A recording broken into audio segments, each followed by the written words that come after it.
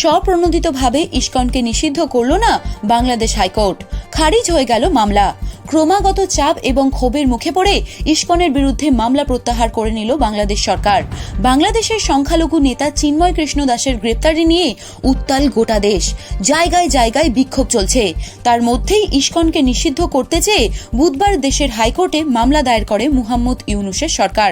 বাংলাদেশের পরিস্থিতি নিয়ে বৃহস্পতিবারই প্রধানমন্ত্রী নরেন্দ্র মোদীর সঙ্গে বৈঠক করেন বিদেশমন্ত্রী এস জয়শঙ্কর। দ্য ডেইলি স্টারের প্রতিবেদন অনুযায়ী বৃহস্পতিবার এই মামলার শুনানি শুরু হয় বিচারপতি ফারহা মেহবুব এবং বিচারপতি দেবাশিস রায়চৌধুরীর ডিভিশন বেঞ্চে। আদালতের কাছে ইসকনকে নিষিদ্ধ করার আবেদন জানায় অ্যাটর্নি জেনারেলের দফতর। তখনই আদালত জানায় স্বপ্রণোদিত হয়ে তারা কোনো সিদ্ধান্ত দেবে না। ইসকন কলকাতা শাখার ভাইস প্রেসিডেন্ট মুখপাত্র রাধারামন দাস বলেন, আমাদের জন্য আনন্দের খবর, নিষিদ্ধ করার চেষ্টা হচ্ছে।